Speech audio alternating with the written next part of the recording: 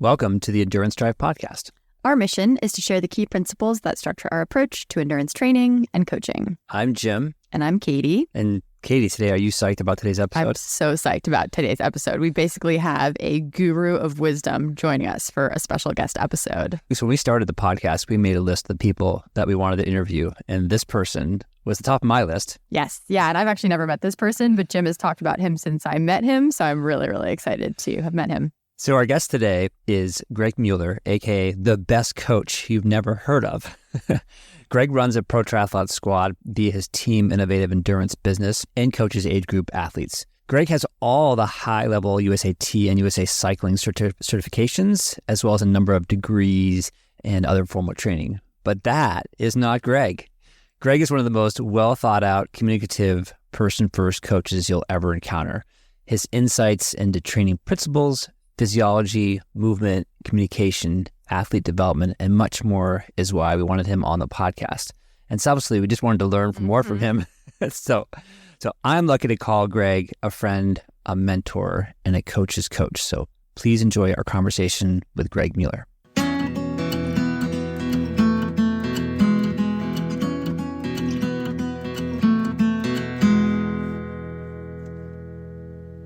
So I want to set the context for our listeners.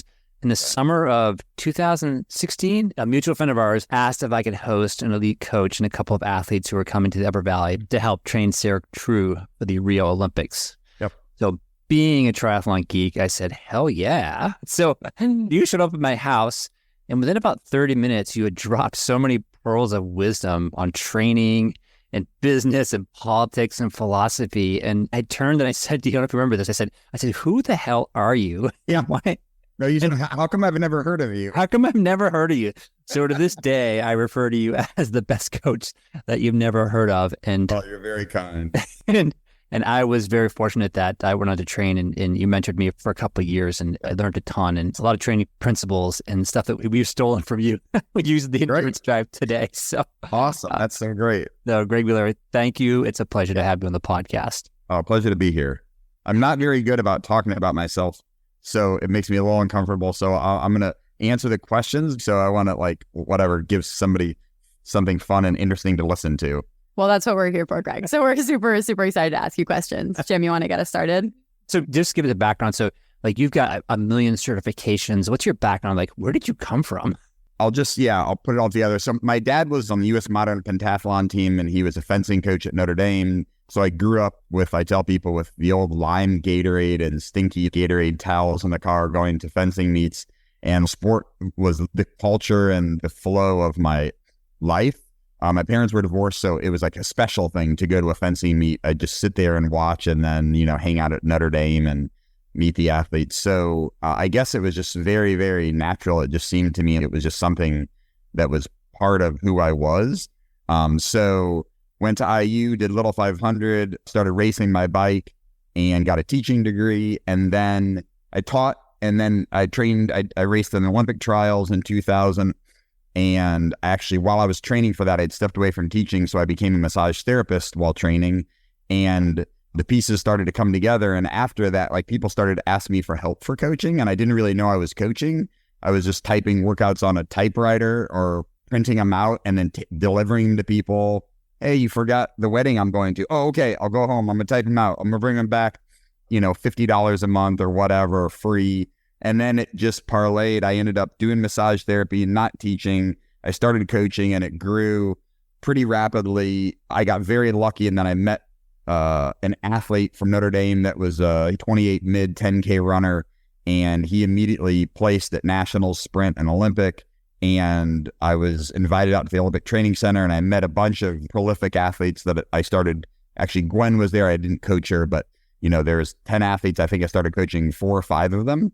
So I got really lucky in that I was exposed to very high level athletes, and then it just grew really organically. And I would say, significant thing to who I am with business and coaching was after maybe 4 or 5 years, I really wanted to have the biggest coaching company, like a Joe Friel CTS type thing. And I had a young lady, Nicole Kelleher, that won Rev 3 as a pro that year, and Caleb was winning, and Lauren Goss was winning. And I just realized in this moment that I actually didn't want more people. I just wanted to be the best coach I could be.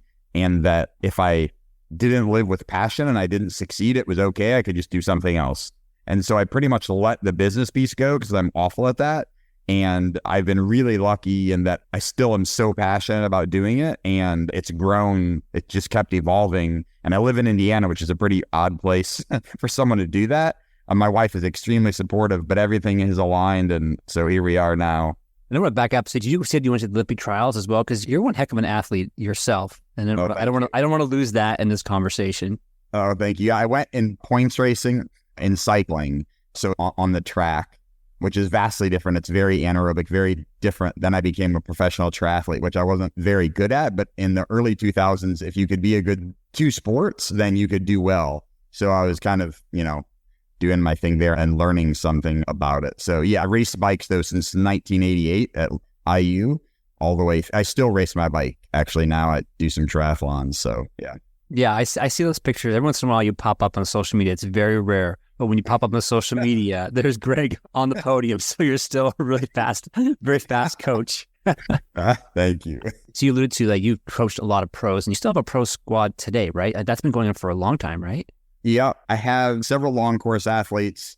So I coach Grace Norman, who's gotten a gold, silver, and bronze in the para games. I coach Alyssa Seeley, who's gotten 2 golds in the para games. I coach Colleen Quigley, who was 8th in the steeplechase in Rio. I coach Brett Saunders, who's an up-and-coming ITU athlete, super swimmer, super biker. Malachi Henry, who's a long course athlete. Derek Ascutis, long course athlete. So I'm sure I forgot someone there, which I love them all, but my brain gets a little scrambled. I think that's so awesome. Those are a lot of names that we really look up to and admire in this sport. They're great people.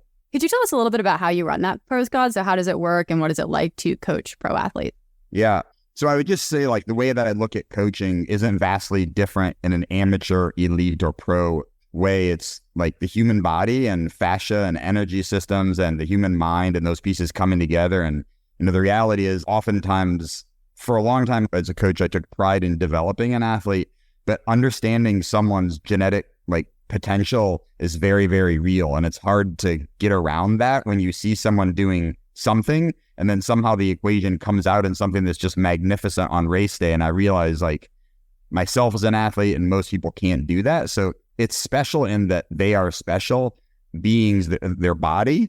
But I like to think I don't treat people any differently. It's just that they require more communication. And so me coaching someone who has their own business and a family and works all day, they don't really want to talk all the time. They don't want to update stuff all the time. They don't have time for comments. And that's great because I can work with them and get to know them. But then, with my pros and elites, I would say today, I'm with one of them now. And the other ones, they've either talked or texted to almost every day in terms of how I build it. And it's just different in that way that we communicate more because they need it and they want it. They need it to perform at this highest level. And we're doing something that really in terms of biometrics and performance from the previous day, I really am very fragmented in terms of how I look at something. I don't believe that I can tell you how you're going to feel in 5 days. And so people hire me or they hire a coach and think oh, this is amazing. You're going to make me. And I'm like, it's not really about me. It's about my experience collated and my observations about human beings. And then I apply that to you. So when someone is interviewing me and they say, how will you do this? I'm not a good salesman. I'm not good at business. And I just say, I don't know until I know more about your support system and your injuries and where you've been and who you are. And that has served me well, although I think it drives some people crazy that I can't give them more of what they want. But my brain just doesn't work that way. It's a real struggle. So I'm just watching cadence, heart rate, decoupling, watts and all. And then I'm okay, then I look at the weather. Okay, yeah, tomorrow needs to be easy. So yeah, I don't know how different it is. I've had big groups of ITU athletes that my wife and I lived with, and that almost made her want to kill me. So we don't live with large groups of athletes for months on end. We travel, or I travel. My wife works for Trek, which is great for me, and she's super supportive. So I had a camp in Mesa for 9 days, and now I'm having a different camp, and then I'll meet Grace. So I kind of pop around and I meet the pros. Sometimes that's together, sometimes it's individually, to just observe how they're recovering and how they're executing things. And here at this camp, we're in Columbus, Indiana. I have many athletes. And so we had a swim clinic and then we had several athletes riding. So when I can watch someone's posture on a bike, I can tell a lot, and I can see what do they eat before, what do they eat during, what do they eat after. And those are really the principles that I adhere to versus I'm amazing guru. Like I can tell you what to do. Like I don't believe that that's actually the case. I think a really good point is that, we coach a lot of amateur athletes, but you're coaching these professional triathletes, and it literally is their job to perform, right? And you said, so maybe the training isn't always different, but the approach is different, right? Between somebody, it's their job and not.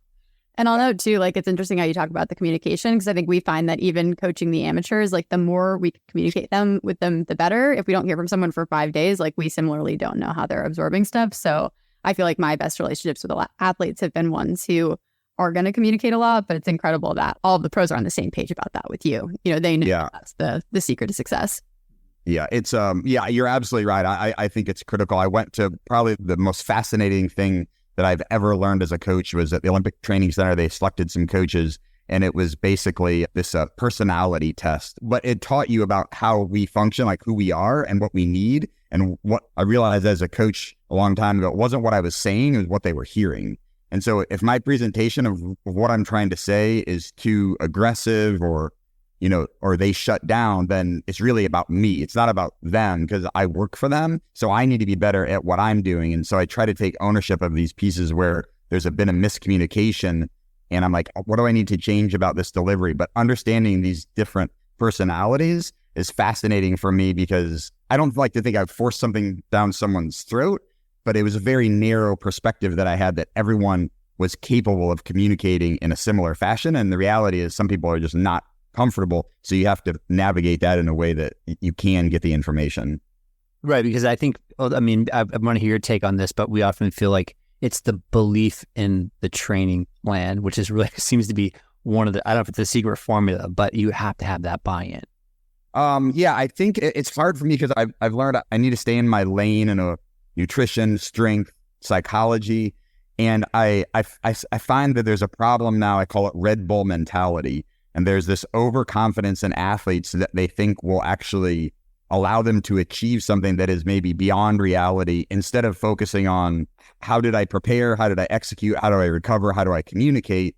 And so I think that the belief in what they're doing is effective, but it's a really hard thing for me to measure because I so astutely believe that they need to do the work.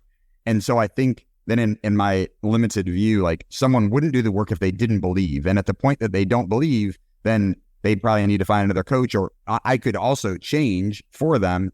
But I have a hard time understanding, could I convince someone to believe something? And so it's a tricky thing for me to draw that psychological line of you believe in what we're doing, but they also have to believe in me that I'm thorough, not just what I'm doing. Because oftentimes it's really hard when I have an athlete walking to keep their heart rate down. I think it's very frustrating. And so they don't want the whole litany of physiology, but it is important that they trust me. Let's say that I definitely believe that's the case, which would presume that they also trust the process. I love that. And I think that, that trust in the process is something that some athletes innately have. Some of them develop it over time. Some of it are overconfident. And we find a lot actually are sort of underconfident or really don't believe that they can do that. But yes, I really appreciate that perspective because I think it's different than our average athlete. Yes. Could we segue? So we want to actually zoom out. I feel like you've hit so many incredible training principles already, but do you think you could distill it down into like, if you were going to say the top 2 or 3 principles that guide your coaching, could you tell us a little bit about that? So some observations I made early on, and I think one of the things I actually did wrong was I let some of these things go. As an early coach, I was just digging, looking for clues, and I was reading Phil Maffetone, for instance, and starting to like, oh, this is interesting. Like people aren't really doing this. Like everyone's doing anything really hard. And for me as an anaerobic athlete that did points racing and I thrived on the sprint, like because I like that, I did that. So everything was harder. And then I was racing on Tuesday, Thursday, Saturday, Sunday as a bike racer. And I did that for 13 or 14 years until I had immune suppression and I couldn't function or I wasn't happy. I was really fit, but like it just didn't seem like it made sense. And so while I don't love doing a 5-hour bike ride, I really think, I'm going to answer your question here in a sec. I really think that the aerobic development for everyone, whether you're an aerobic athlete or you're an anaerobic athlete, that development, the capillarization, the cardiovascular system can happen at very low levels, far lower than the athlete mind believes is effective. So we're pedaling around and people want to go harder.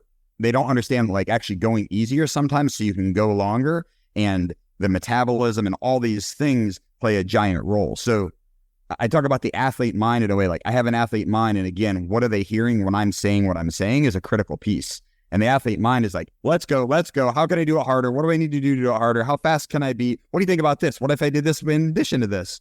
I'm like, okay, I'm pretty impatient, but we need to slow down. Really, like one of the big disadvantages for amateurs is they can't ride their bike for 5 hours and then take a nap and do another workout.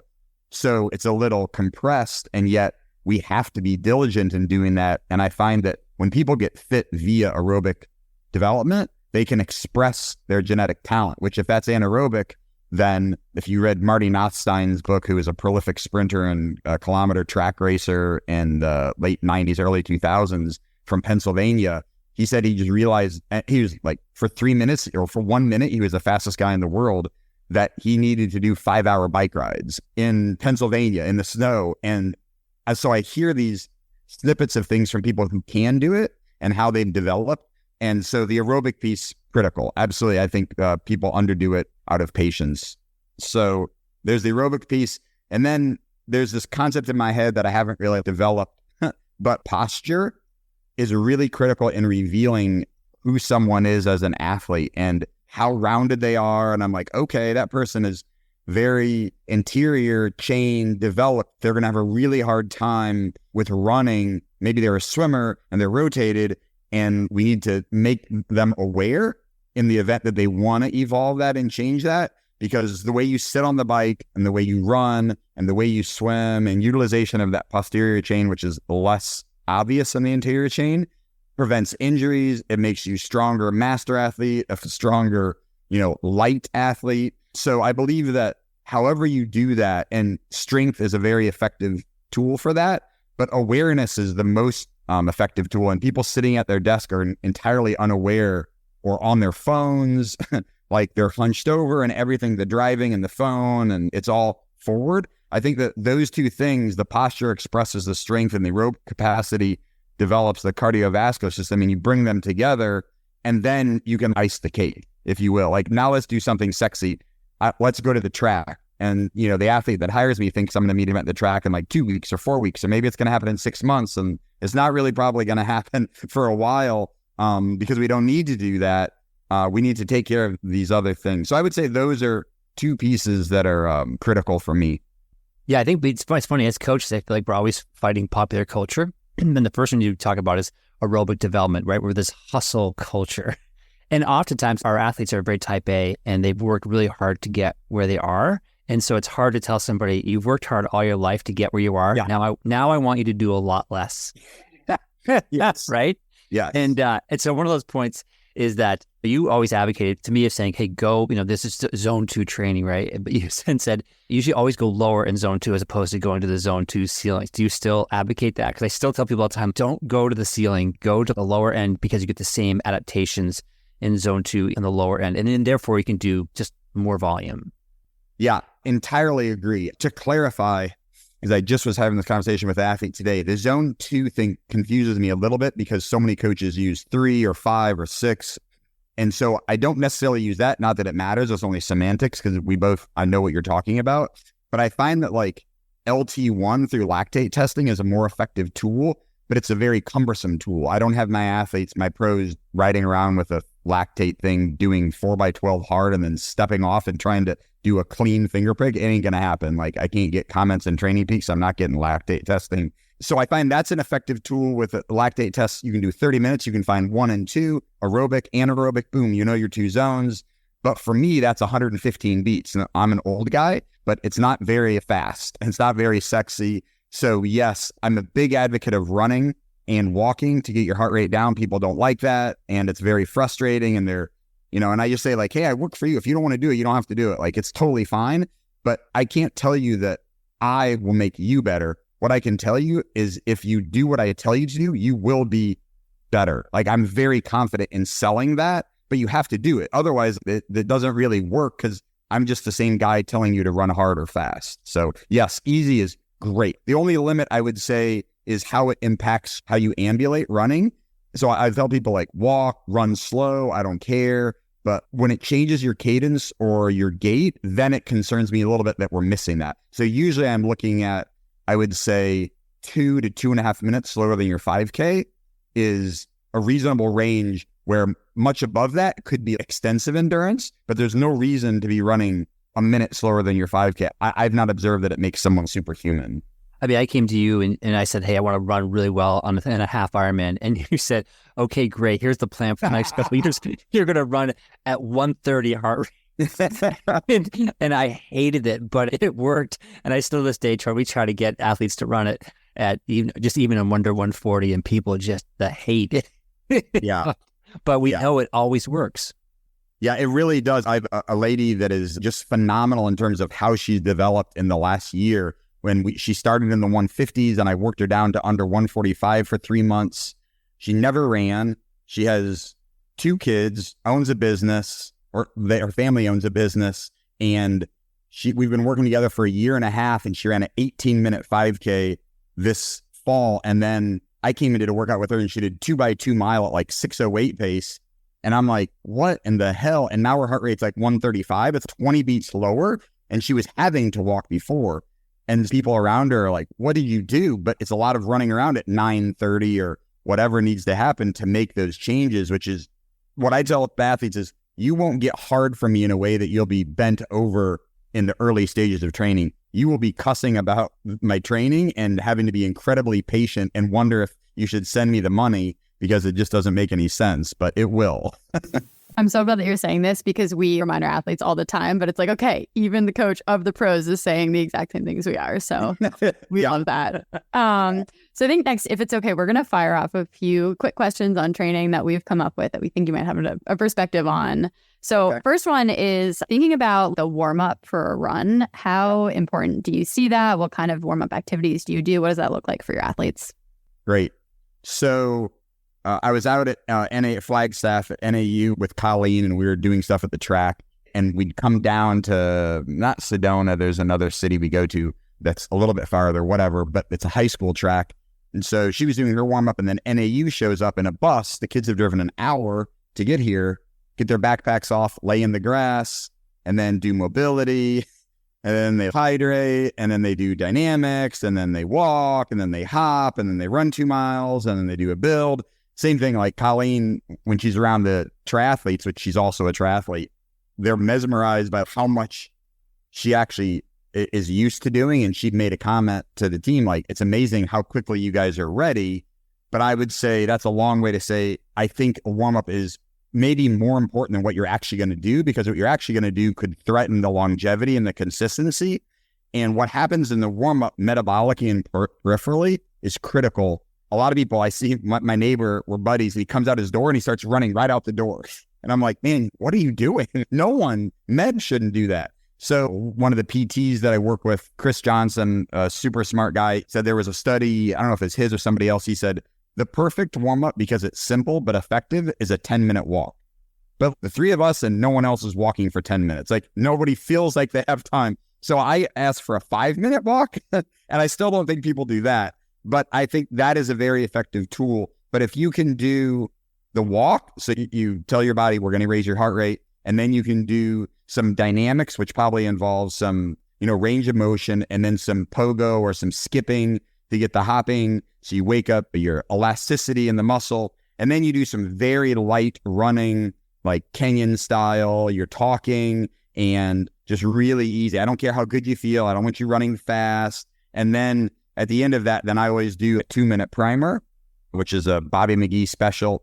And you gradually build that blood pH or that lactate up, and then maybe up to 5K pace. Then you back it down, do some more walking, get the heart rate down, and then do some strides. And to me, that's easily as important as any endurance or quality session that someone would do. Right. I feel like we're going to take this piece of the podcast and we're just going to repeat it over and over and over again. Right. Maybe put it as an audio file in Training Peaks and just put it in every single work before. I love it. It's great. Something that you introduced me to was low cadence on the bike. And say half Ironman, we do, I don't know, 3 by 20 minutes or so. But then you'd always end it with, say, like a 20 minutes at low cadence. Are you still advocating for that? What's the use of that? Yeah, so it's kind of funny. Another coach he was in a different city, but we were working together on a national team athlete. And they said, what is this low cadence nonsense? And it was one of those things early on in my career where I honestly, the way it evolved is I went to school in Bloomington, Indiana, which is essentially where I am now. And today we rode 3 hours and we were over 4,000 feet of climbing. So it's actually a lot like where you guys are, not what someone would think of Indiana, a lot of like 3-4 minute climbs. And I went to school at IU and raced my bike, never lifted weights because I was like, man, I'm just strong. Cycling makes you strong. But the reality is cycling doesn't necessarily make you strong. Hills make you strong, or the reduced cadence, the increased torque makes you strong. So that took me like 8 years. And then I was like, man, how can I mimic that? And I don't want to act like I made that concept up. I don't really know where it came from, but it was before it was popular. I was utilizing it a lot. And now I think it's very popular across the board. Like I see it all the time. And I think of that coach telling me it was nonsense. And I was kind of like, oh God, maybe I shouldn't do this. But yes, I use it as long as I believe that someone can understand the utilization of their posterior chain and their hamstrings and their glutes, and they're not pounding the pedal. So essentially just doing what they've already done. And I know with you and other athletes, they say this isn't really a workout in a way that you need to produce watts. It's a rhythmic flowing, like, oh, I feel that in my hamstrings. And then you're going downhill. So we're not going after speed, like tap the brakes. When you get to the bottom, then I want you to get in a big enough gear that you can do that. And it helps the fatigue resistance, essentially accentuate the mileage and the time and the duration that you've done, because all of a sudden your legs are so tired. So you could do that give somebody a 75-minute ride with 15 minutes towards the end at that. And it would feel more like it was a 2-hour ride, or run off of that. And it would feel like, oh man, I did a half Ironman. So I use it to multiply things, and strength goes along with the posture there. I wouldn't want someone curled over the bars, wrenching their bars, trying to do the low cadence. It really is a smooth, feel the burn until you almost can't do it. And I think it's a very effective tool. We used a lot of that last year in the build up for Tremblant and Lake Placid and Road to the Sky and Zwift, just to get on your bike and crank away at 60 to 70 RPM. So basically, zone, or just easy heart rate, but sort of a zone 3-ish tempo-ish watts. Yep. I go as low as endurance if it's early, because it can be a complex concept because you're using muscles that you don't know how to use. And so I tell people low endurance can be fine. I don't care about speed or watts until we get to a place where it is a workout. And so with you, we progressed that and you understood it. So then I was like, okay, let's go low in tempo, because I want us to be now cardiovascular and peripheral. So again, it was kind of advanced and stacking on. I probably wouldn't do threshold, but I worked with Team Canada before Tokyo, and we were in Hawaii, and they were doing 6 by 3 minutes low cadence up it was probably a 7% hill. So again, that higher level, they're in tune with their body, is a very effective tool to get really freaking strong. So that's as high as I've seen someone do it, and that is a crusher of a workout. Mm-hmm. So yeah, but for a lot of time, most of the time I'm like high endurance, low tempo when the time is right. You talk a lot about, you see the posterior chain and cues. How do you cue somebody like for a workout like that to get them engaging their glutes or their hamstrings? Yeah, it's tricky because it requires a lot of patience. And so again, the athlete mind is often, we're absent of that. We're trying to crush. So it's almost like you want to take your Garmin off for this session. But I would say it's like scraping dog poo off the bottom of your shoe off of like a step, and you need to drop your heel. So I'm not a massive proponent of changing a lot of the way somebody functions until their fascia is ready for that. And I observe, through high cadence or low cadence, you're pedaling better or more effectively. But I have people drop that heel and pull it back to feel the pull of that leg. And if they can't do that, then I'll have them doing single leg. And then they will immediately be like, oh, I get it. Because there's no hiding in single leg. So that might only be 10 or 15 seconds, left, right. And then, okay, I woke it up and now I'm going to do it. I don't start on steep hills with most people. I have them use their gearing to create the resistance, or a trainer is a great tool for that because it already is hard. But again, not the pressing down. If their knees hurt, I'm like, stop, you're not doing it right. We need to talk about it. You really need to get that pull back. Both of your glutes should be on fire when you're done with that. So it's the cues and then just the awareness of the feel of the slow movement pattern. I've had pros go into the high 40s, low 50s that are really effective at it because it's basically deadlifting. So, and then I'd be careful with the time until I'm sure we're out of any, issues with the knees. That's really, really helpful. And I think I have more perspective now on when I will be prescribing that low cadence work versus not. Okay, next question is, we coach a lot of young athletes, especially we both coach the Dartmouth College Club triathlon team. And a lot of them, we find that they really want to do long races. So age 18, 19, 20, they want to do half Ironman, they want to do full Ironman. And we usually encourage them to focus more on short distance racing to like build speed and kind of take advantage of that good power profile. But what's your take on developing athletes as they progress through these various age group brackets? Yeah, good question. I am a big advocate that I really want it to be fun. I think that is what we need to navigate as coaches is what is fun? Why are we doing it? What are we trying to do? And then for me, it's like, how do I do that?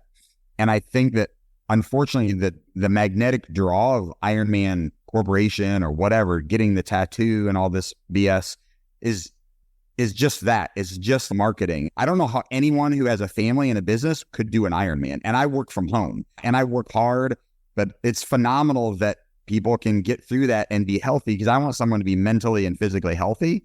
So then when you start that young, I think to myself, every time I've done a 70.3 on Ironman, I've gotten done and I was like, hell no, never again. Where if you're going to do a sprint, you could actually go play Frisbee golf would be a great workout. And whatever it is that you're doing can get you there, whatever you're trying to achieve. We're not worried about all these metabolic things and all the injuries and on the weekend, can you ride your bike for 5 hours? I think that turns people off. And I think lastly, in a high performance way, everyone that we see now performing at the highest level, minus maybe Sam Long, have raced ITU and they've swum under 440 for 500 short course yards, which is hard for some people to understand. Like, wait, I want to do long course because I can't swim. And I'm like, no, those days are over. You can do it, but you better be really good. You ask Lionel Sanders, right? He's a okay swimmer. He's not great. He's better than most amateurs. And I think they think he's terrible. He's only terrible because he's racing Jan Frodeno.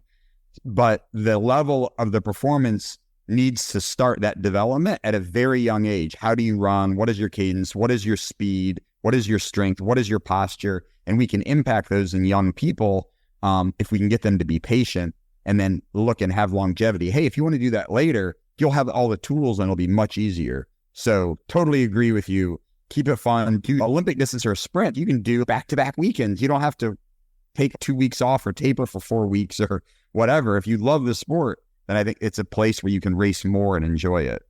We love that. Thanks a lot for that. That's what we're always preaching that. So it's nice to hear a top level coach sort of be in line with that. You've got so much knowledge and wisdom here. So who's influenced your coaching the most? Man, it's so many people really. Like I've been really lucky in terms of seeking people out and the opportunities that I've been either given or earned. I don't want to leave anybody out, so it makes it difficult to narrow that down. But I would say that John O'Hall gave me the biggest opportunities to learn when he was with USA Triathlon and to travel with the team and to live in Europe. And I think that without those lessons, he was also the one that set me up with Team Canada. And he saw something in me that I was able to develop and, hopefully become whatever he envisioned. But I think in the end, the opportunities that he gave me, then I was able to embrace those. My wife was supportive. But really who I've learned the most from are athletes. And that has given me the true understanding where I think that an athlete that's hiring me and paying me X amount of dollars presumes that I'm the one bringing something to the table. And the reality is we're all just fumbling through life learning. We don't really know what the F's going on. We're taking our best guess. And then in 6 months, that might very well change. So I'm trying to collate all these things I've learned from athletes. Here's the words that they've said. And I hear you saying this. And then I did this and this worked and this didn't. So I've been so lucky to work with all kinds of mind-blowing athletes. And I refuse now at age 52 to work with people I don't enjoy. That is absolutely a deal breaker. I don't care if you've won 5 gold medals or I'm going to make $100,000. I got no time for that shit at all. I would definitely go work at Dick's if I had to work with people I didn't enjoy. So I love meeting people and learning something about like human beings and sport, and that helps apply my coaching. I love that a lot. And I think a related question to that, like in terms of the people you like to work with, is what are some of the common characteristics that you see between successful athletes? I like the word discipline is probably something I've tagged for years in terms of how do I describe what I expect from someone. And I'll say, like, this is a weird thing. I can work with someone for probably 3 weeks and tell you if they're going to achieve their goals or not. And it gets a little uncomfortable because I don't want to be like dumping on someone, because the hardest thing as a coach you do is support their belief in themselves and what they can do, but also be honest. Because I have to be honest in terms of like, what are we navigating and where are we going to end up? And I don't want them to get done with a race and they went 30 minutes slower and they're, upset. So the athletes that have the discipline to do the things that need to be done, to get to bed early, to get up early, to do the things when they don't want to do them, but have a vision of where they want to be, and they haven't skipped ahead, but they're in the present, but that vision is there and it drives them to do things like riding in the rain or riding in the cold. I wouldn't say it's fun, and maybe you could ride a trainer, but if that's what someone has to do to win and they believe, that's where your belief in the process is critical. Is they need to get that 3 hours done. I don't give a shit how they get it done, and I don't make the rules for winning. Christian Blumenfeld makes the rules right now. Like if you're not running 29, off the bike or 13:35K, that's the rule. It doesn't matter if I tell you you're not fast enough, because it's just factual. So you have to have the discipline to meet whatever that process is. And it's not dreaming and it's not Red Bull. It's none of that bullshit. It's just doing all loads of years of work that is probably not that fun. Yeah, I think we always say that patience wins in an impatient world. Yes. So sort of the opposite of that is, what are some of the biggest mistakes you see, like sort of the common triathlete making? I hate to be critical depending on what someone's trying to do with the sport. So if they're like, I want to go for a hard bike ride and then I want to get drunk, I'm kind of like, well, I wouldn't really advise that. I don't think it's great, but it's certainly fun. So if riding a bike, they get to socialize and that's a huge part of their life, then I applaud that. I think they should live their life in a way that it's amazing. If you're trying to perform at a higher level or take your body to the next level, then I think there are things that we understand that you need to do. And so what do athletes, so I think people don't sleep enough and they don't respect a circadian rhythm in a way that your body needs to be on the same time. So when I say to an athlete, I'd really like to see you in bed at 9 o'clock reading so that you could be to bed by 10 o'clock and then up by 6. I think some 20-year-olds are like, well, that ain't going to happen. And I'm like, well, that's fine too, because there's 100 reasons you're not going to be an Olympian, and skill is not one of them. But sleep is one of them. So the sun goes up, and if you miss the sun up in the morning, you miss an opportunity at night when the sun goes down, because I don't think working out after dinner or right up against your bedtime is a good idea. Some studies have said that's not necessarily the case, but in my observation, increasing your heart rate at 6:30 at night isn't really ideal. So again, I have mad respect for people that work all day and get on their trainer. I don't know how they do it, but from an ideal situation, getting more sleep is critical. Separating workouts by more time is critical. And I've done a lot of research to attempt to understand the physiological merit of that, or why that is. And all I can say is that as we now understand we need way more calories and glucose in our sessions, we also need to absorb that and have our body and our fascia repair itself before we go on to the next thing. And the athlete mind, the compulsive, like, I want to check it off the list. Like I did my swim and my run, and it's 11 o'clock in the morning, and I'm like, how did you do those two things? Well, you can do them, but you might not absorb it. So then they're just doing it to check it off the list. So I think slowing down and then adjusting goals based on your schedule to move around, I think that just rushing through. So I'd say sleep and timing are critical. Obviously nutrition, hydration, those are maybe a little bit higher level, but I think that kind of like frappy, like those nutrients are not rewarding your body for what it really needs to perform. Definitely. That's super, super great advice. So our next question is, what are you excited about in 2024, both from a coaching or just a triathlon perspective? Oh, that's good. I'm super excited to see the work culminate for my athletes that are going to be at the games, because I know that we have a massive opportunity to win medals, gold medals. And so it's not for everyone else. It happens in 1 hour. And for us, it's like day in, day out, at night, the crying, the traveling, I don't have the money, like, this got broken, my sponsor fired me, my Achilles hurts, whatever that thing is. It's not really that I feel like I felt very uncomfortable when Grace won the silver medal, taking any social media. She put it around my neck, like she gave me one, which is super cool. But it's like, it's not really about me, it's about them. But it's just like, I feel honored that they've selected me to be part of their team. So watching them do that is a culmination of that work. So it's not like I'm like, oh, I'm the guy who did it. I don't think it'll change. I'm not going to change my rates. I'll still just be busy, but it'll be like, wow, we did this together. This is a very cool thing. But then it's like, onward, get in the pool, have a margarita, then get in the pool. Right. But you just go back to work. So I'm super excited about that. And I just love what I do. So I'm honestly like every morning, sometimes I wake up at 4:00 and I'm just like, does everybody love waking up and get to tackle the day? And I say to my wife, what are you excited about? She's like, relax. So I'm really like excited about my job and the people that I get to be around. I'm always just so blown away by, you're so humble and and so motivated. So, oh, thank you. This is the question I really wanted to ask you. When I'm training, I was like, what do you believe that is true that most people would disagree with? Because I know you'll have a great answer to this question because you're so well thought out. Oh man. Well, I haven't thought about that. What do I believe is true that most people don't?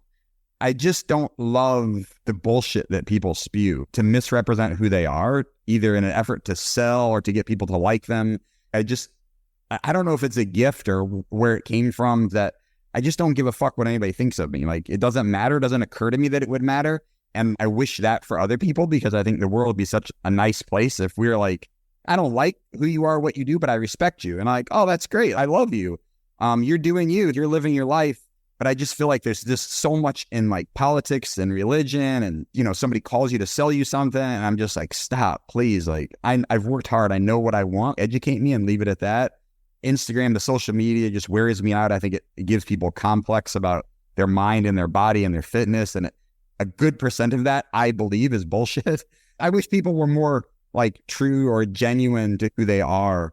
That's what I think is.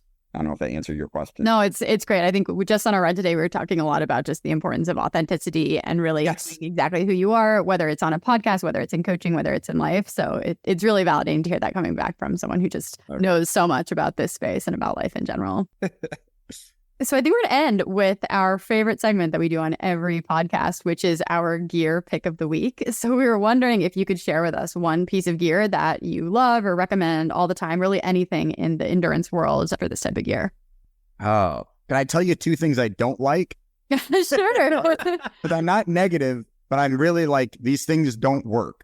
And maybe you guys have them and you're going to be like crushed. And I'm like, oh God, but I keep going over and over with athletes. Wrist-based heart rate does not work. And power-based pedals currently are not highly effective. And I wrestle with myself and saying to people that have spent a lot of money on these items. So I don't like being negative, but I also like people wasting their money on things that don't work. What does work? So I'm going to throw this out there. It's not really the answer here. But I think like body awareness and breath work and just slowing the F down is the most effective tool that anyone could possibly not purchase, and could be more value than carbon shoes or any of those things. So I love that. And can I throw it back on you? If you really want to like build better body awareness or things, breath work, are there devices that can help you, or does it come from within? Does it come from your coach? Good question. I don't currently believe, and I spent years studying HRV and monitoring it. So I tell people I'm an N of one, and that I've done this for so many years and worked with people. Like, there's some sort of study going on in my head, and I'm not convinced that predicts in an acute enough fashion something that would cause me to change someone's workout. I'm more concerned with their mental health, actually. I usually see that it has to do with anxiety. So HRV, I think heart rate, you go all the way back, and I'm like back in the 2000s, is a very effective tool to measure the state of someone's health. But in the end, I think there are things like sleep quality. And if someone's honest with themselves and just how they're feeling, and if they have experienced joy in what they're doing and passion, then those things are free to express themselves when you are doing those things. And then, of course, if your body doesn't hurt because you got on the ground and you did some nice rolling around and you weren't on Instagram, then I think, especially if you're 50, that's a great tool. For 20-year-olds, I don't know if it's necessary, but I don't think they realize it. how critical those things are. So I answered that question in a way that wasn't very binary, but it really is a feel for me. I can look at someone with posture and the movement patterns and their aches and be like, oh man, there's things we need to do. And yet we're all who we are. And I don't like try to change people. I'm pretty organic, and that it could take me 4 weeks to tell someone what I've observed some other point, because I'm just watching and listening and watching. And I'm like, okay, the timing is okay for me to start with a compliment and then say, hey, what do you think if we evolved this, or you did breath work or body work? Because I think this is getting too much. Like the anxiety of these things is too much. So yeah.